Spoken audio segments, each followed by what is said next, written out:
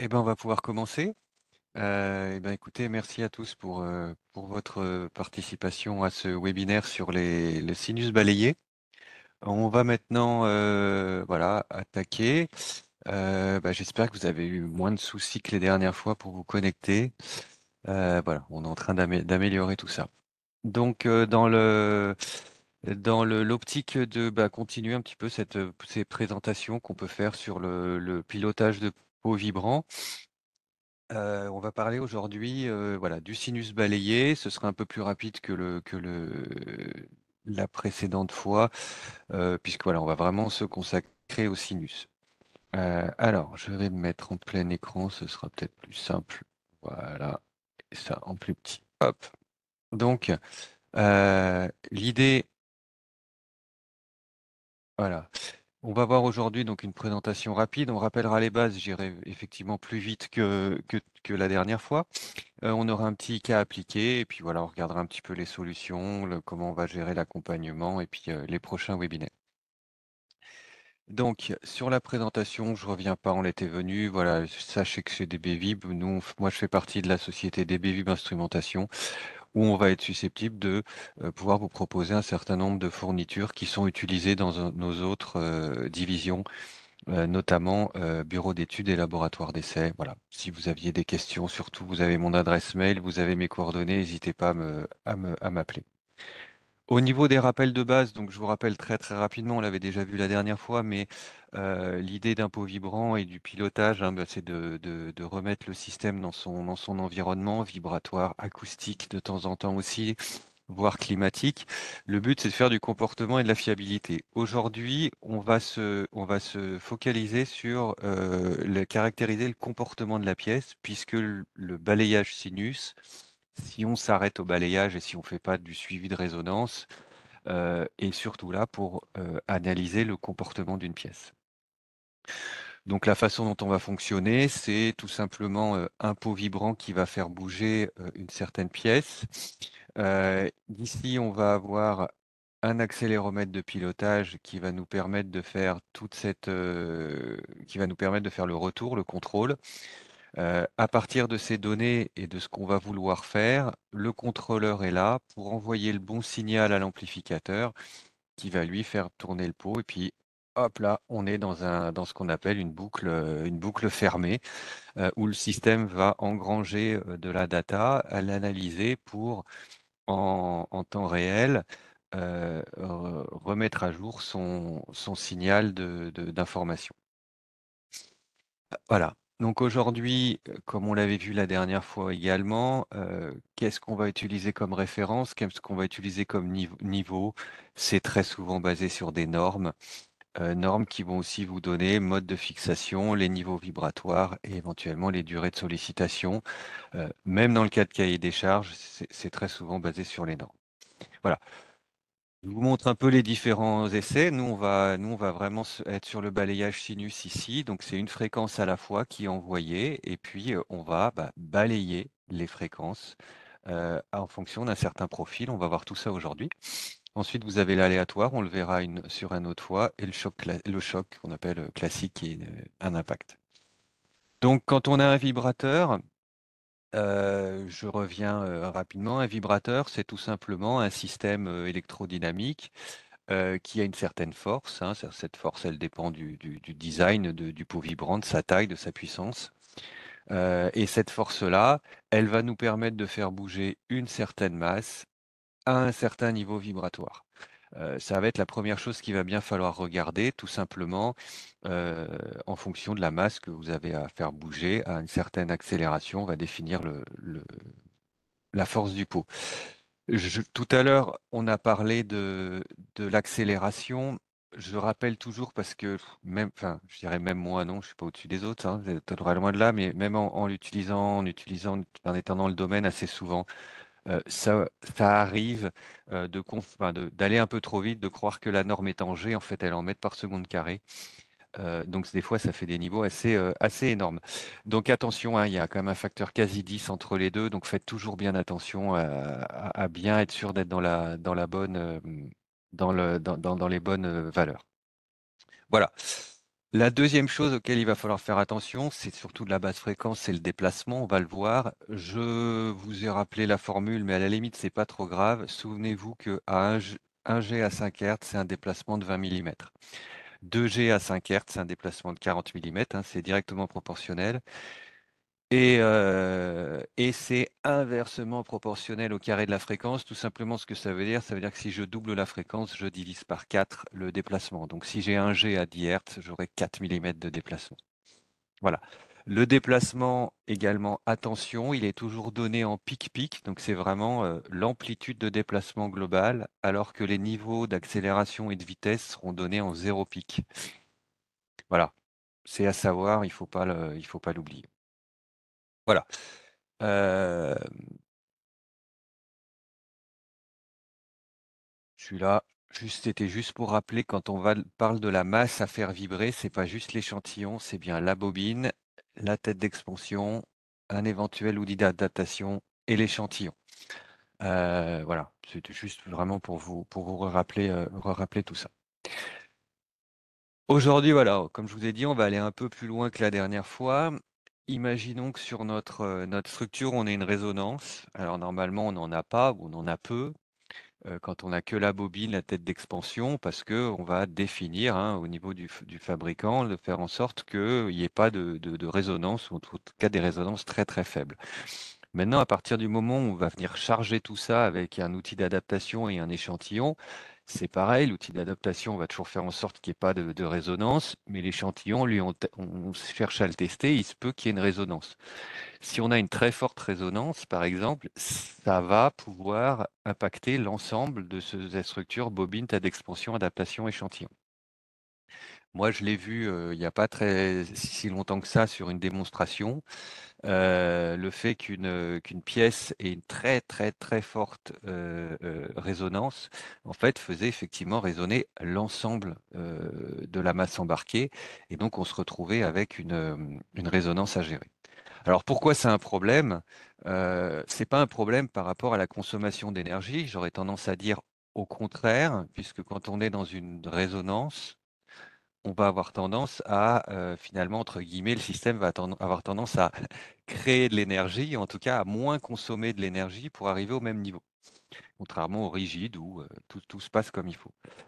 La problématique qui se passe, c'est tout simplement que notre pilotage, il va venir chercher l'information, et par rapport à l'information de ce qui s'est passé juste avant, il va mettre à jour ce qu'on appelle le drive et ainsi de suite. Donc tant qu'on est en mode rigide, on a une évolution qui est très faible en fonction du balayage de la fréquence. Mais quand vous allez arriver sur une fréquence de résonance, et d'autant plus si cette fréquence de résonance est très peu amortie, vous allez prendre l'information à un moment, par exemple ici, et comme si vous êtes toujours en vitesse assez rapide, bah, vous vous retrouvez avec un système qui va répondre beaucoup plus, va amplifier finalement la réponse. Vous ne faites pas spécialement une erreur au moment où vous preniez l'information, c'est juste que si vous allez trop vite avec une résonance, bah, vous allez sortir parce que le système il va beaucoup trop vibrer. Le principe est exactement le même sur de l'antirésonance où on va avoir une absorption. Ça va encore plus nous embêter l'antirésonance, parce que là, pour le coup, on va avoir besoin d'ajouter de l'énergie pour avoir le même niveau final. Et c'est pour ça que généralement, on préconise toujours de ne pas utiliser le pot à fond de ses capacités tout le temps, parce que quand on rencontre une antirésonance, il faut avoir un petit peu de marge pour pouvoir donner un petit peu de pêche en plus. J'aurais tendance à vous dire, si je fais un peu une analogie avec un trajet sur une autoroute, quand tout va bien, que vous n'avez pas de circulation et que vous êtes sur le plat, on va dire que vous êtes en mode rigide, donc tout va bien, vous n'avez pas besoin de beaucoup changer votre pression sur l'accélérateur. Quand vous arrivez Heu, à un péage, par exemple, il serait bon de ralentir. On va dire que c'est un peu notre résonance. L'antirésonance, ce serait un petit peu une montée où effectivement, pour garder les 130, vous avez besoin de pousser un peu plus. Bon, c'est une analogie qui aide à comprendre, mais l'idée, c'est que si finalement vous voulez garder une vitesse à 130 et qu'à 130, vous êtes déjà au maximum de la puissance de votre véhicule parce que vous êtes chargé, quand vous allez arriver en montée, bah, vous ne pourrez pas garder cette vitesse-là. On va dire que c'est un peu cette analogie-là qu'on peut utiliser. Voilà comment ça peut se passer. Euh, voilà. On va maintenant passer directement à un cas appliqué, assez simple. Je vous passe tous les détails. On va utiliser un petit système. C'était le même système que la dernière fois. Je vous repasse. Donc, ici, on a une centaine de grammes d'échantillons. On n'a pas d'outil d'adaptation parce que je me suis mis directement sur la tête d'expansion. On a 250 grammes de tête d'expansion.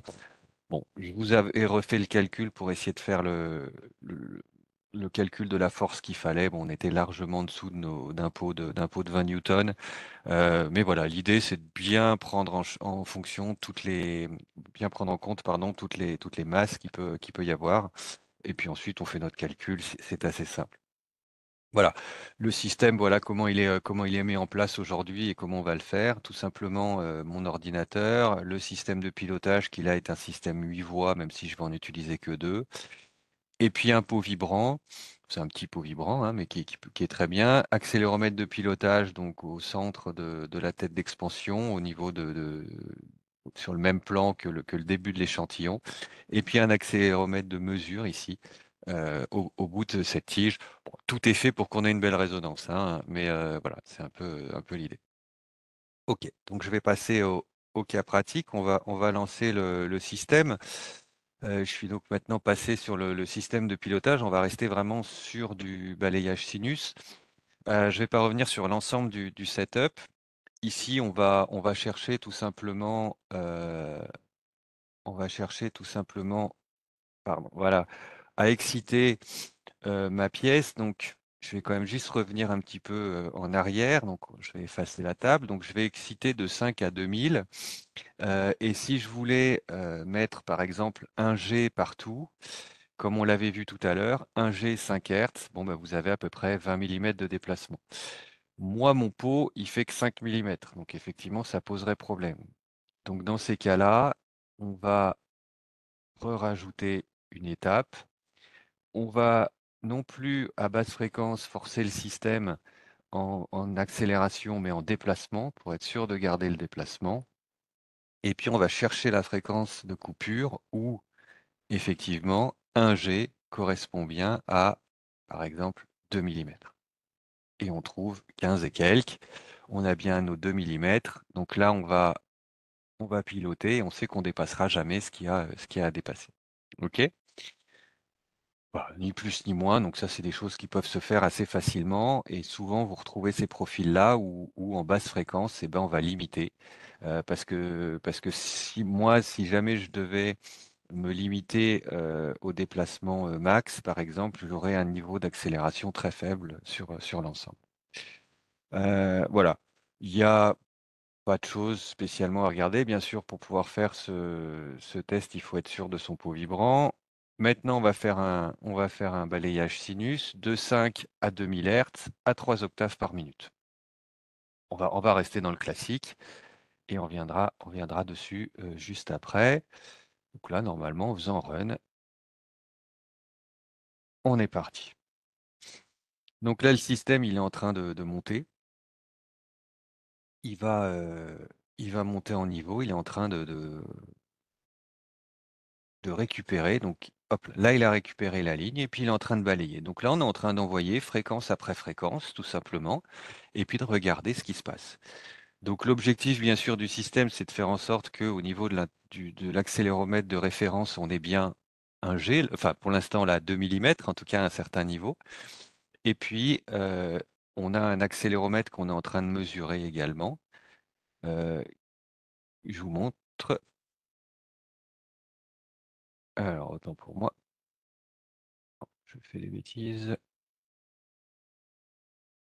Voilà. Bon, je vais le mettre devant, ce sera plus simple, autant pour moi.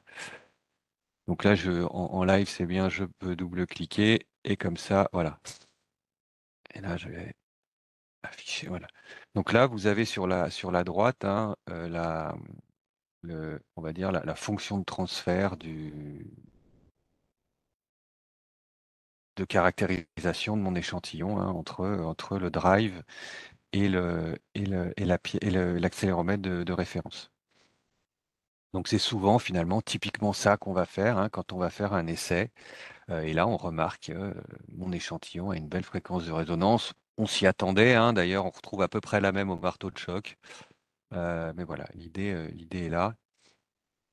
Et vous voyez que, c'est ce que je vous disais tout à l'heure, que cette fréquence de résonance, on la voit bien, elle est bien sur mon échantillon, mais pourtant, elle influe sur mon drive parce que finalement, l'ensemble euh, de la masse embarquée, finalement, comme j'ai rajouté une pièce qui avait une fréquence de résonance, l'ensemble de la masse embarquée va également hériter de cette fréquence de résonance. Et donc, quand on va un peu vite, le système, il est un peu, entre guillemets, un petit peu en retard parce qu'on va tout simplement parce qu'on va trop vite. Voilà. Donc, c'est ce que j'essayais un petit peu de vous montrer là-dessus. Alors là, j'ai qu'un seul accéléromètre de référence, de mesure, pardon. Maintenant, selon la taille de vos pièces, vous pouvez avoir énormément d'accéléromètres.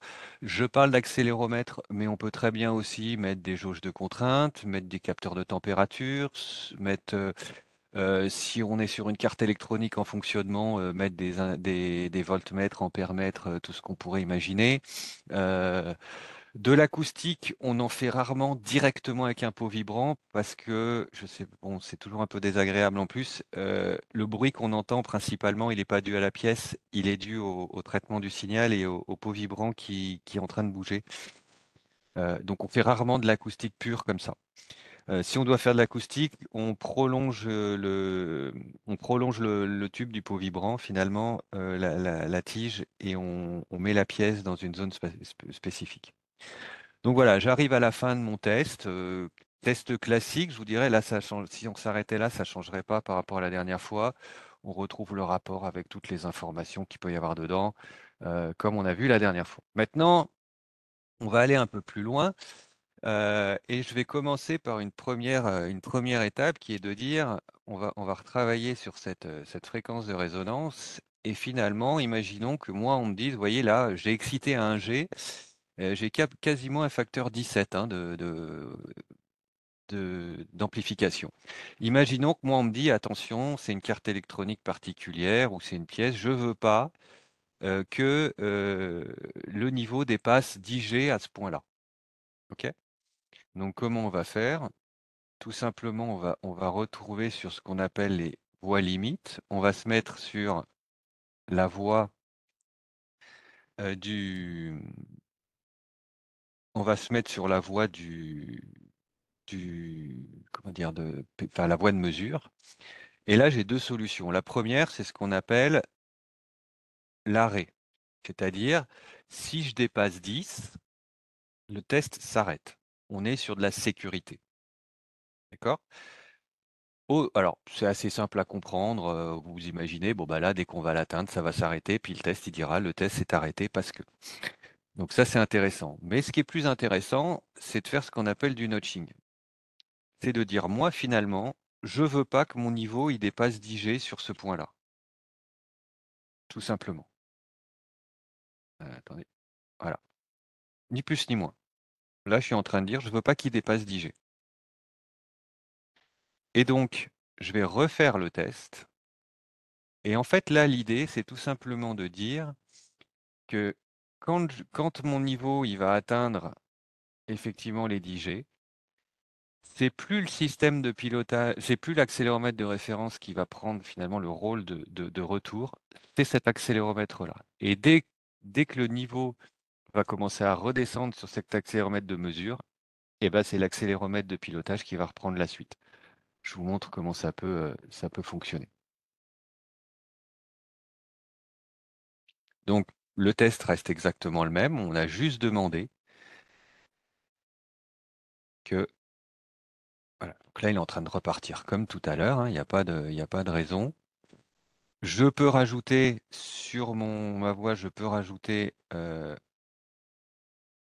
la limite du notching. Ouais, mais si je le mets pas comme il faut, ça va pas le faire. Voilà, je peux l'avoir là et on voit là mon notching.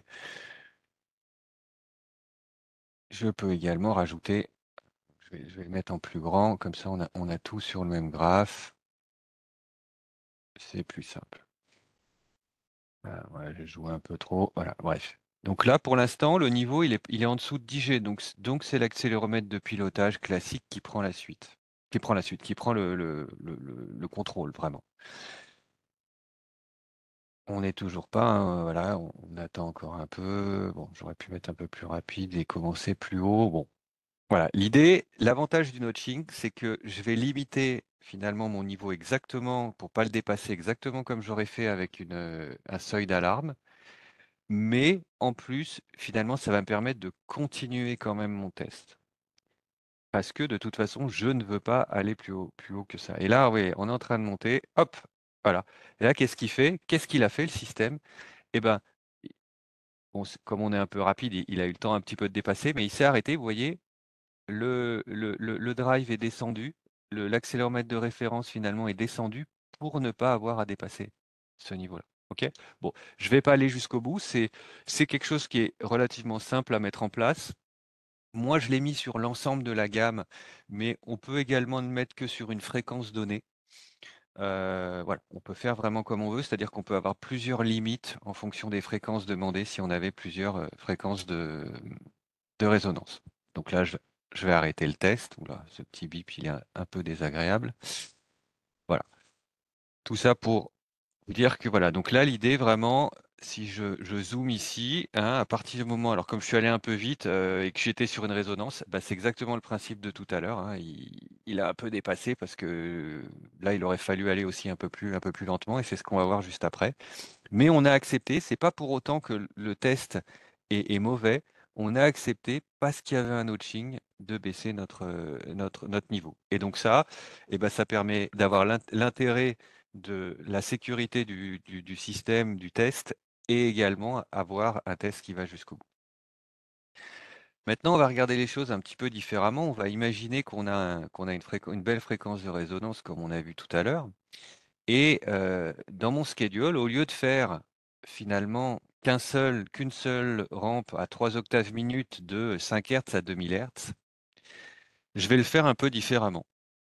Je vais le faire de 5 Hz à 55 parce que j'ai estimé que j'avais une résonance entre 55 et 70. C'est un exemple, hein, on peut aller, voilà. Je vais aller jusqu'à 55 à 3 octaves minutes.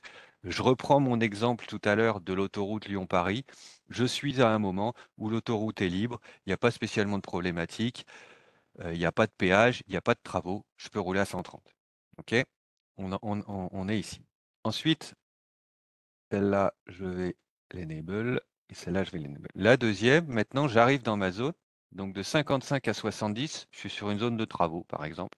Là, ce que je fais, c'est que je vais aller beaucoup plus lentement. Vous voyez, 0,5 octaves minute.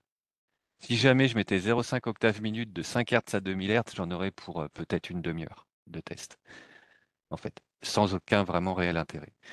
Et puis, passer ma résonance, je vais repartir, donc de 70 à 2000, repartir à 3 octaves minute.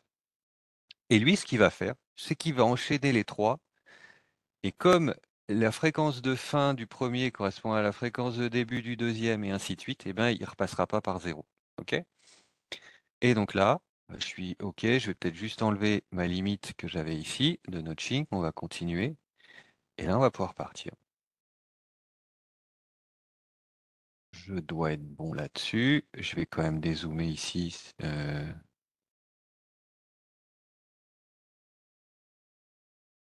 Attendez. Run schedule. On est bon, on est bon. Oui, il faut que je relance, pardon. Voilà. Allez, run.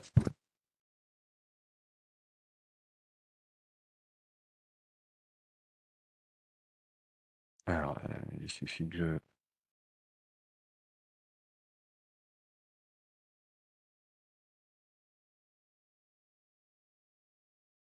Toujours des choses qui sont désagréables. J'ai dû faire une bêtise à un moment.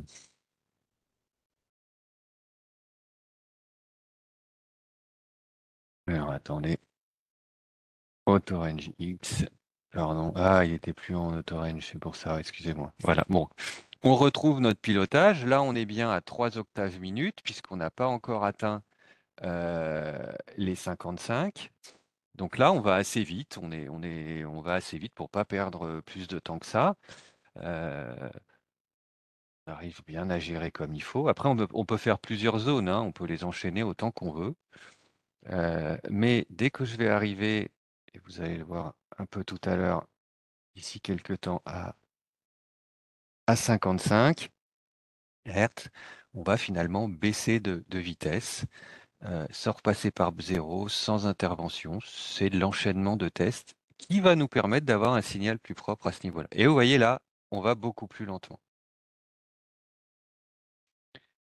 Et le système, eh ben, il a le temps de gérer. Alors là, on va lentement, hein, on est à 0,5 octaves minute, c'est assez lent. Mais ça nous permet de laisser le temps au système, finalement, de gérer le, le, la variation de comportement, hein, tout simplement, de l'ensemble du moyen d'essai.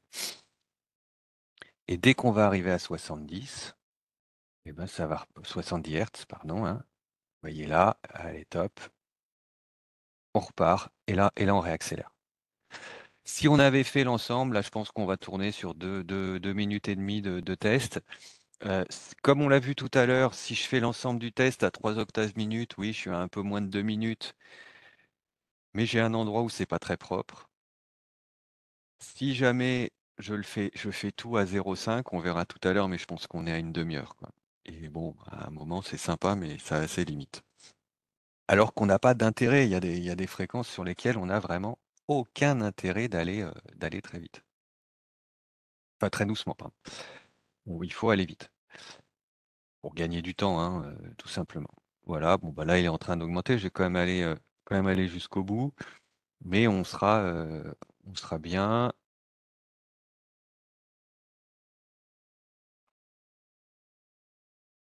Après, c'est le comportement de ma pièce, hein, typiquement, c'est le genre de choses qu'on cherche à avoir. Si on avait plusieurs accéléromètres, on pourrait avoir plusieurs FRF, on pourrait faire plusieurs notching. Mais l'idée, c'est toujours d'avoir un test propre, un test valable, mais qu'on ait un gain et une optimisation de notre temps d'essai. Euh, Même si les systèmes aujourd'hui tournent tout seuls. Rien ne vous empêche de le faire tourner à 0,5, hein, mais voilà. Donc ça, c'est vraiment des choses qui vont être intéressantes à ce niveau-là. Donc, quand on fait ce genre de test, l'idée, c'est de caractériser, de savoir, on a une fréquence de résonance, est-ce qu'elle est amortie, moins amortie, ou est-ce qu'il faut faire attention, et ainsi de suite. Donc là, il est arrivé à la fin, il va ouvrir le rapport. Là, on crée le rapport. Il va arriver.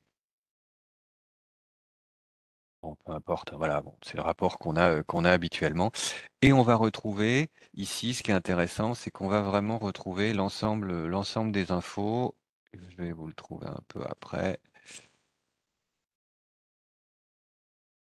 Au niveau du pilotage, de ce qu'il faut faire, là, voilà, on a vraiment toutes les infos qui nous aident. On va retrouver les FRF. Alors après, là, on les met en log ou pas en log, hein, on fait vraiment comme on veut le faire. OK? Là, on va retrouver notre setup aussi, c'est intéressant. Donc là, on voit bien que de 5 à 55, on était tel niveau, tant de temps. Voilà, ça, donc ça, c'est vraiment intéressant. On pourrait rajouter, je pense qu'on doit pouvoir le rajouter effectivement, la vitesse de balayage à ce niveau-là. Voilà. Donc, on va faire ce genre de test, on va les caractériser. Le but, très souvent, hein, c'est de dire, attention, j'ai telle fréquence de résonance. Si on veut aller un peu plus loin, on ne le fera pas aujourd'hui, ce sera l'occasion d'un webinaire par la suite. Mais si vous avez besoin, il faut savoir qu'il existe un système de suivi de résonance, c'est-à-dire que une fois qu'on a décidé qu'il y a une résonance, on va pouvoir effectivement venir faire de la fatigue. Donc c'est pour ça qu'au début, je vous ai dit, si je reprends ma présentation, au début, je vous ai dit que le balayage sinus, c'était pour faire de la caractérisation. Oui, si on s'arrête là, maintenant, si on commence à faire, on peut faire de la fatigue à la résonance avec des suivis de résonance. Alors pourquoi on fait des suivis de résonance? Je vais pas trop rentrer dans le détail parce qu'on le verra plus tard. L'idée, c'est de se dire que là, on va fatiguer la pièce, donc avec l'échauffement, avec les efforts, il y a de fortes chances que comment dire, ces conditions mécaniques évoluent dans le temps et donc automatiquement que sa fréquence de résonance va évoluer. Donc le système, lui, est capable de faire un suivi de résonance.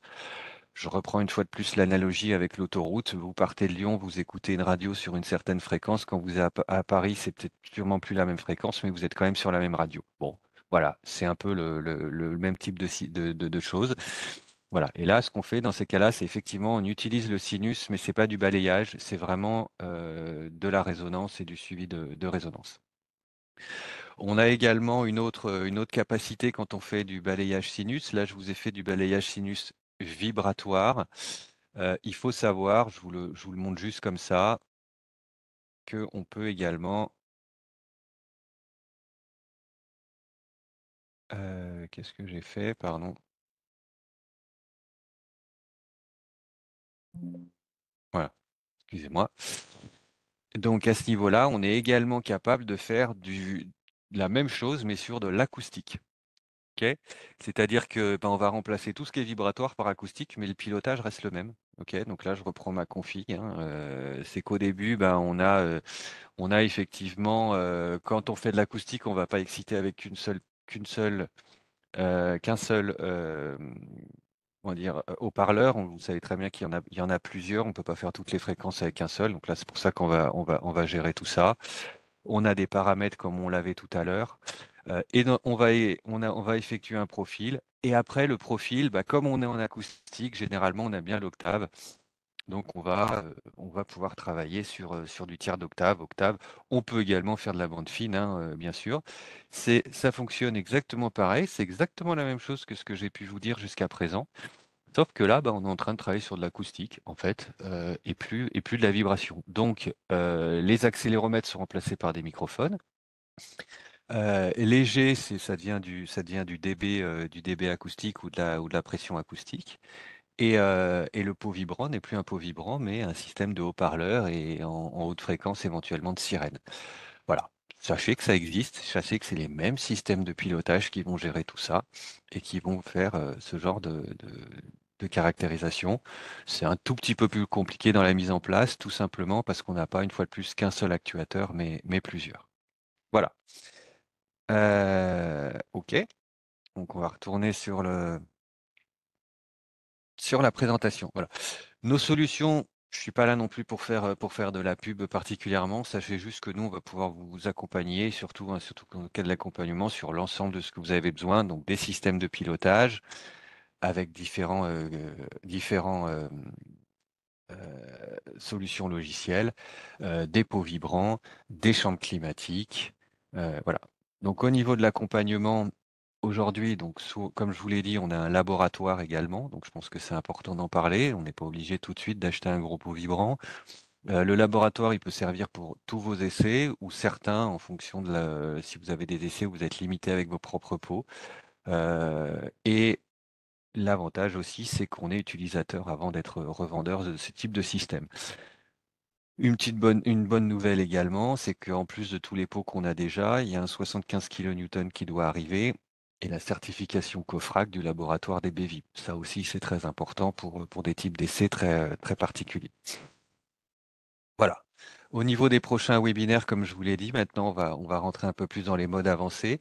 Donc là, on a fait celui du balayage. On va voir l'aspect aléatoire. On va avoir l'aspect des chocs. Pour l'instant, on n'a pas encore trop parlé des chocs. Il y aura les modes combinés et je ferai un suivi de résonance également. Voilà. Pour l'instant, on a des webinaires jusqu'en septembre, sachant on va augmenter, hein, la liste. Je referai sûrement une initiation d'octobre. Surtout, bah, il y a des webinaires, mais n'hésitez pas à me contacter, à venir, à me passer un coup de fil, un mail, tout ce que vous voulez pour si vous avez besoin de questions. Moi, j'ai pas de soucis, j'ai mon petit système. Je peux vous faire des sessions dédiées ou ainsi de suite. Donc voilà, si vous avez besoin, par exemple, d'aller plus loin sur le suivi de résonance, dites-moi, je vous fais une session dédiée. Il y a aucun souci. C'est une très bonne façon de travailler. Alors j'aime bien aussi un peu de temps en temps aller voir les labos de mes prospects ou de mes clients, bien sûr, mais bon, dans un premier temps, ça permet de répondre rapidement. En tout cas, bah, je vous remercie pour votre attention sur ce webinaire. J'espère que ça a pu vous apporter ou au moins ou vous confirmer le fait que bah, ça n'a rien de très compliqué. Il suffit de faire les choses comme il faut au début, hein, mettre les bonnes sensibilités d'accéléromètre et ainsi de suite, ça va de soi, mais c'est encore plus important quand on a un système de pilotage. Et puis ensuite, bah, c'est des choses qui se font très très simplement, surtout avec le bon accompagnement. Voilà. En tout cas, bah, je vous souhaite, une très bonne journée. N'hésitez pas à vous inscrire, à parler, également de nous, à vos propres collègues, on sera là pour vous servir. Voilà. Je vous souhaite une très, très bonne journée, et puis je vous dis à très, très bientôt. Merci. Au revoir.